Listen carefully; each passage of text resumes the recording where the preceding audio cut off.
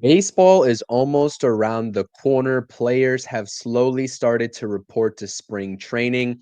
And in this video, we are taking a look at a very early 26-man roster projection and what the New York Mets 2025 lineup could actually look like. Let's get into it.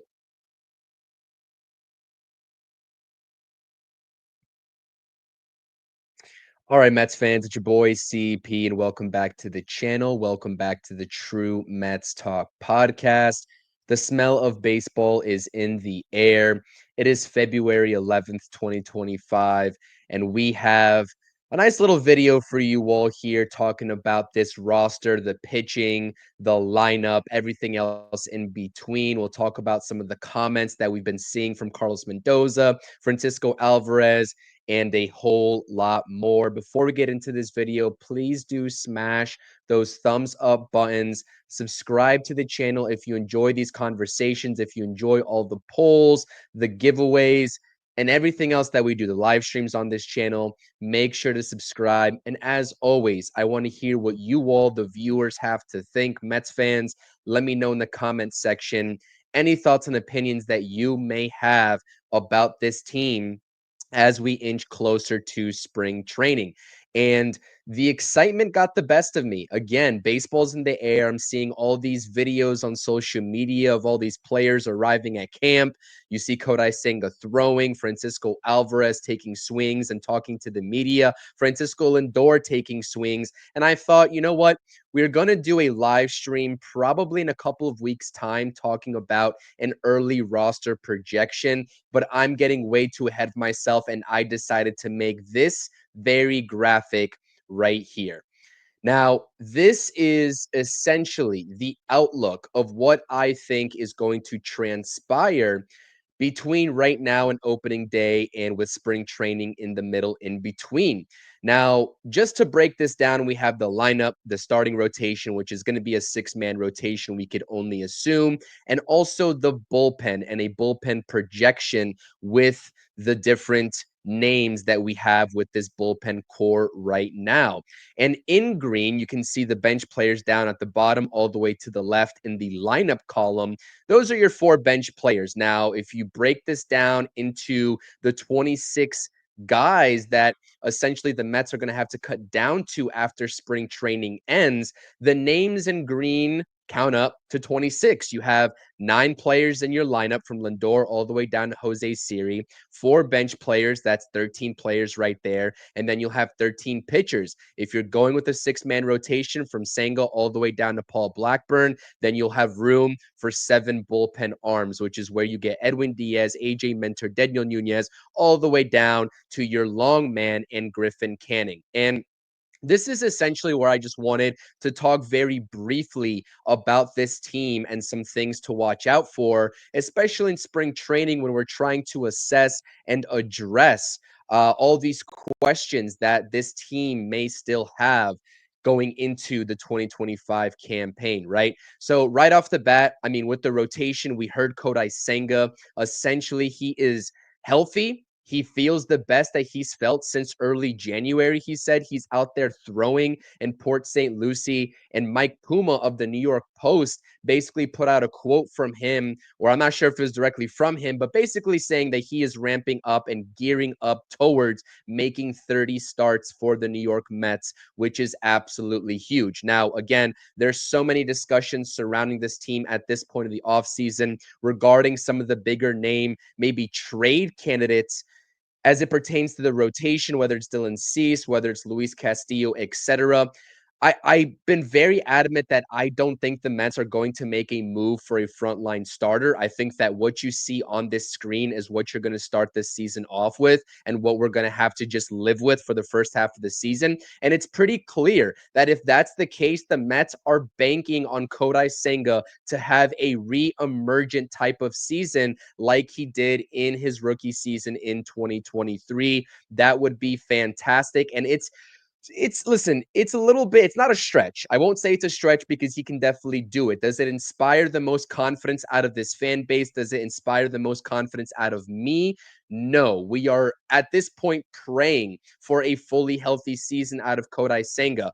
And when he is fully healthy, and if he is fully healthy, we know that he can be an ace in this league. It just depends on how many starts and innings he's able to give over the course of 162. Clearly, the six-man rotation should be able to help him out a little bit in terms of stretching out the rotation and getting that extra day of rest. I do have Paul Blackburn because every indication about Paul Blackburn is that he's going to be ready for opening day, right? And the good news for the bullpen is that they fully expect Carlos Mendoza, fully expects AJ Minter to also be ready come opening day. There was a little bit of concern last year about his hip injury and how he's going to recover. So both Paul Blackburn and AJ Minter, barring anything unforeseen, should both be ready come opening day. Now, I do think Griffin Canning, for better or for worse, being that he is on a major league deal, $4.25 million that he signed with the Mets this offseason, he's going to take up a major league roster spot.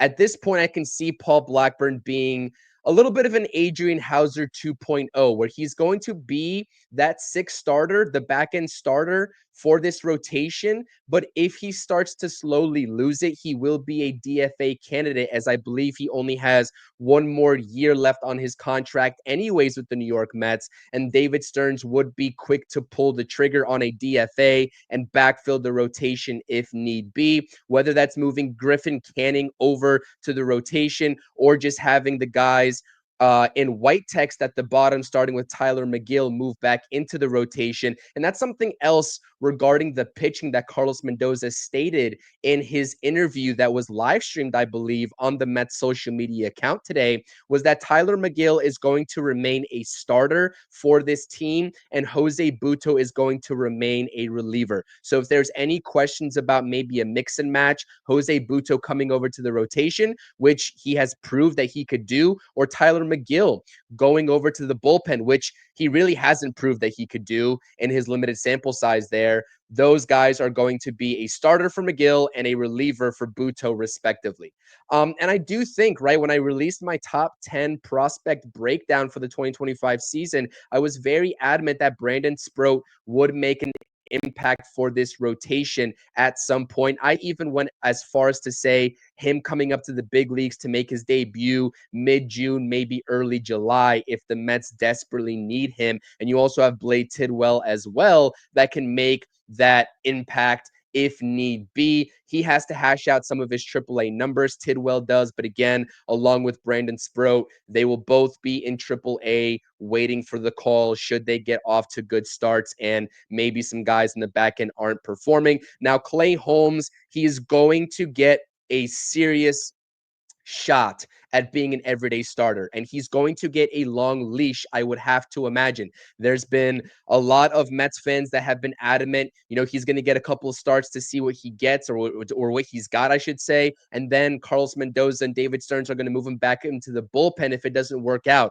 I quite simply, with the personnel in the bullpen right now, even given some of the depth pieces that we're talking about that didn't really make my 26-man projection cut down at the bottom, Danny Young, Sean Reed Foley, Genesis Cabrera, and Huascar Brazaban, given the personnel and the depth that the Mets now have at in the reliever spot, I really do think Clay Holmes is going to get an everyday shot at being a starting pitcher, whether he struggles to start out of the gates or not. I do think that he is going to be at least given that opportunity to remain a starter probably until June or July.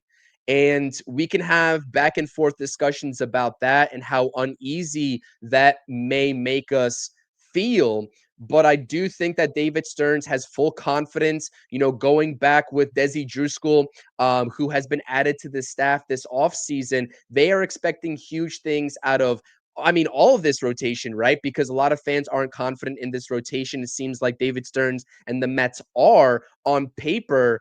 but definitely out of Clay Holmes and Frankie Montas. I do think the X factors, a lot of people can talk about Kodai Senga being an X factor. He's an X factor when it comes to health, but the overall performance of this rotation is, going to solely rely for me on Frankie Montas and Clay Holmes. What type of production are you going to get from them this season? Is it going to be the production that David Stearns expects when he gave out those respective deals, the 3-year deal to Clay Holmes and the 2-year deal to Frankie Montas?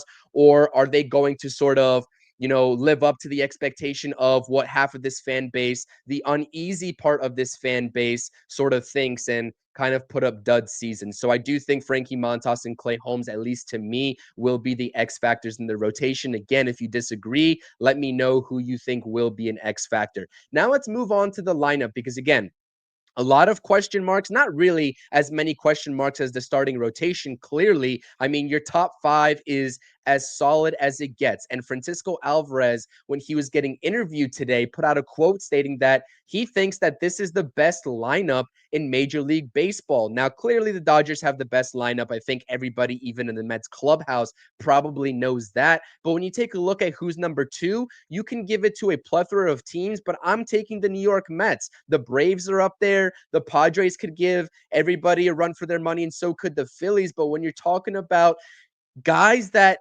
are due for bounce back seasons, if they have those bounce back seasons, now it's a huge if, but if they do, I'm talking about guys like Francisco Alvarez and Jeff McNeil and Brandon Nimmo strictly here. If those guys live up to, the back of their baseball card, so to speak, I am taking definitely this top five as the second best lineup in baseball from 1 through 5, but definitely, the entire lineup in that too, because I think it's a really deep lineup. If Francisco Alvarez is able to get some of that power back that we saw in 2023, if Jeff McNeil is even a slight version, I'm not even expecting him to go back to 2022 version of Jeff McNeil, just give us something to that effect, right? He caught fire to begin the second half of the 2024 campaign, went down with a unfortunate injury, and he was out for pretty much the rest of the season. We saw him in a very limited sample size in the playoffs. He did not look good. How is he going to bounce back?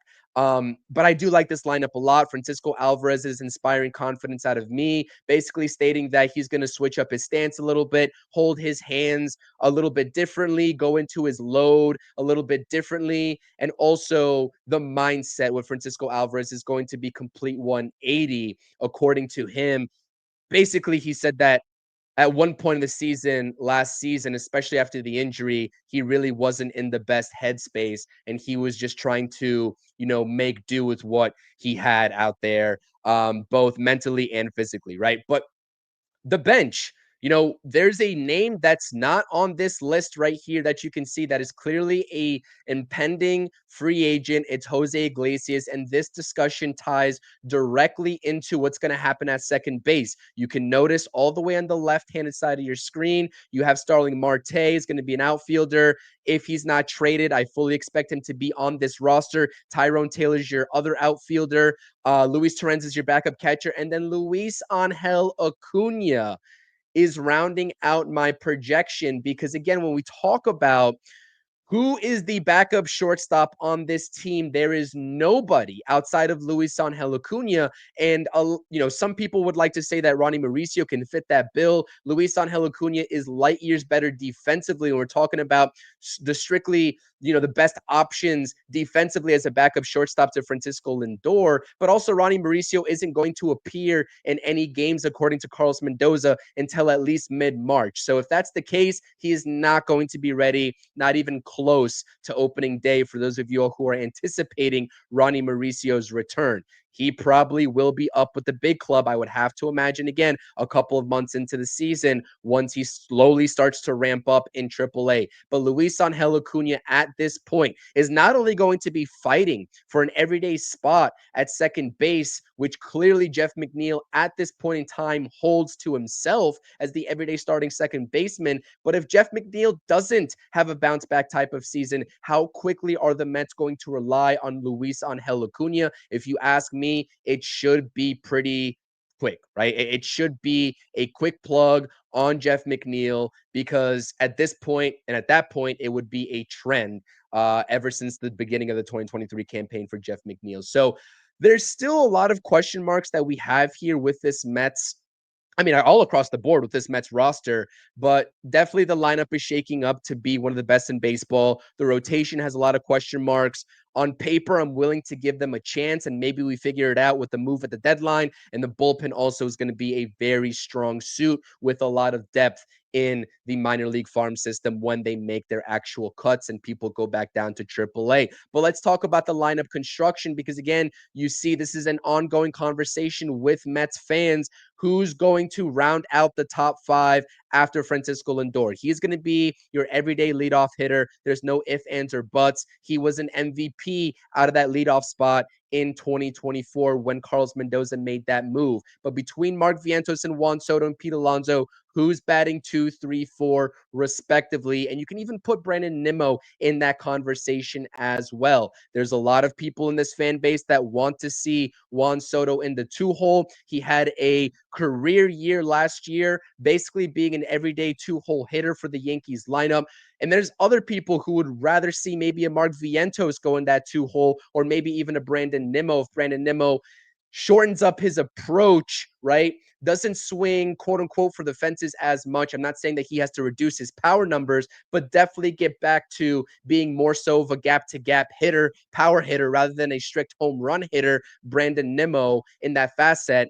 Who's going to be batting 2?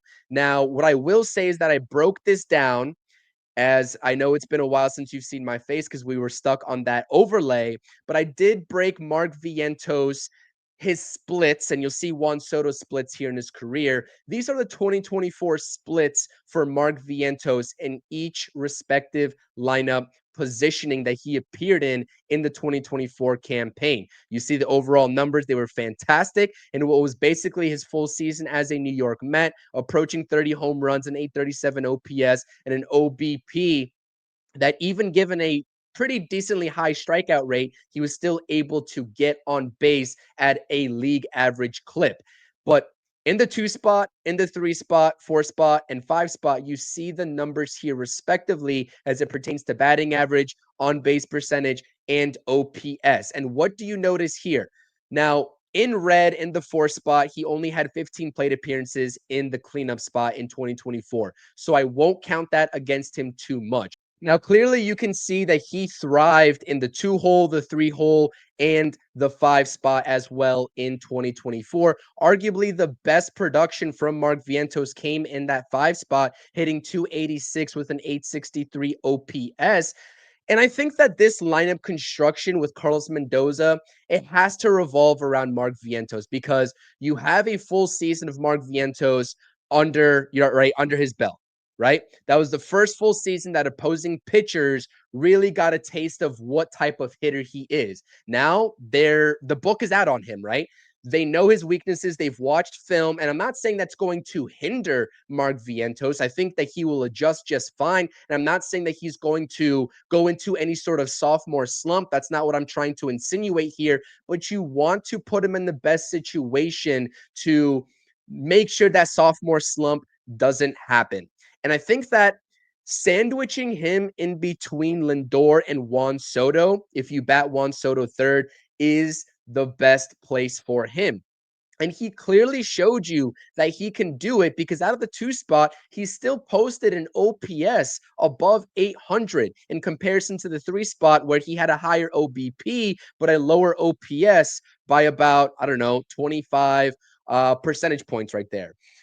So it really is a toss-up. I can see the argument from both sides, but again, would you rather sandwich him in between Soto and Alonso or Lindor and Soto? I'm taking Lindor and Soto as my top 3 with Mark Vientos right there in the middle. And a lot of people are also talking about Juan Soto and his career splits out of all these different batting lineup positions. And so here are his career splits. I decided to put it up on the screen. You see a fantastic year in 2024 for the New York Yankees. I mean, power numbers like no other, an OPS approaching and even 1,000. I mean, he had a fantastic year.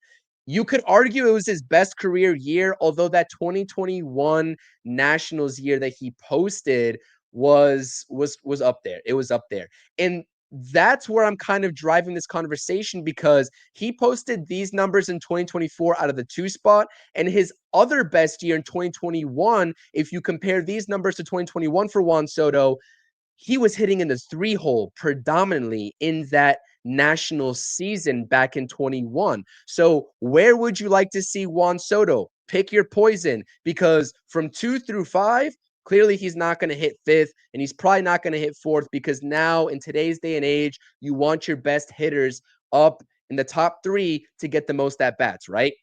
And that's the primary argument that a lot of Mets fans are having right now in terms of why he's going to bat in the 2 spot instead of the 3 spot. But again, you still get to see him in the first inning. And I really do think if you hit him third, clearly the numbers show that he can do it. And he actually has done it throughout a large majority of the portion of his career, 288 batting average, of 438 on base percentage, and a 986 OPS. His OPS out of the 3 spot is better than the 2 spot, and he actually has 4 more home runs out of the 3 spot in his career than the 2 spot, with 300, just about 295 less plate appearances between these two batting order positions. So I know it's a lot to keep track of. And I know that I'm kind of beating around the bush in terms of what my point here is. My point is that Mark Vientos would be my ideal number 2 hitter, and Juan Soto, for the sake of not being able for opposing pitchers to pitch around him as much, because at that point, if your 2-hole hitter is Juan Soto, regardless if Lindor gets on base or not, you still have the ability, and opposing pitchers still have this ability to pitch around Juan Soto. Let's say Lindor does get on base in this scenario, right? Juan Soto, with what he's done in his career, in particular last season, why would they still give him any pitches to hit? I think opposing pitchers would rather face Mark Vientos or Pete Alonso, whoever you designate as your 3-hole hitter, in case of and hopes of getting that strikeout, or better yet for them, inducing that ground ball double play, in which case you would have a runner on third base with 2 outs at that point, which is much more preferable for the starting pitcher. And in addition to that, Mark Vientos is going to get a lot more pitches to hit. We just talked about catering to the success of a year 2 Mark Vientos in his sophomore season, not having him go down that sophomore slump, or at least taking away that opportunity for him to go down that slump. The best thing that you can do to have that happen for Mark Vientos, to put him in the best position possible and have the best pitches to hit, is have Juan Soto right behind him. And in that event, if we want to have Pete Alonso in the 4 spot, he is going to get a lot of RBI opportunities in that cleanup spot, which I'm sure he wants in another contract year, signing that 2-year deal with the opt-out after the first year. Having Juan Soto get on base directly in front of you gives you that opportunity to post better regular season numbers for the Polar Bear. This is a little bit long-winded, and I do apologize because this is so fun to think about all the different avenues that the Mets can go down and Carlos Mendoza could go down as it relates to the lineup. And that's exactly what it is. This is the best possible scenario in bringing back Pete Alonso, who I haven't really talked about as much because, again, if you're constructing the best lineup possible, I really think you want to focus in on Mark Vientos and having him succeed and be in the best position to succeed. And the rest of the guys, the veterans, will follow. Brandon Nimmo will follow. Juan Soto will follow, as you see with these numbers right here. And Pete Alonso hopefully will follow with better numbers than what he posted in 2024 in the regular season. But Mets fans, let me know. I'm going Lindor, Vientos, Soto, Alonso, Nimmo as my top 5. If you disagree, let me know, and let me know why. You can let me know, but please provide at least reasoning why, because you can make an argument for probably 3 different lineup variations with the top 5 personnel that the New York Mets have, as we talked about in this video. So I definitely appreciate the support. Hopefully you all found this as a little bit of a unique episode. Again, it's way too early to be projecting anything out, but I wanted to give you at least this time to start thinking about what a 26-man roster could look like and what a lineup could look like once opening day comes around, because guess what? It's going to be here before you know it. All we have to do is get through spring training first. Smash those thumbs up buttons, subscribe to the channel. It's your boy CP. True Mets Talk podcast. I'm out. Peace.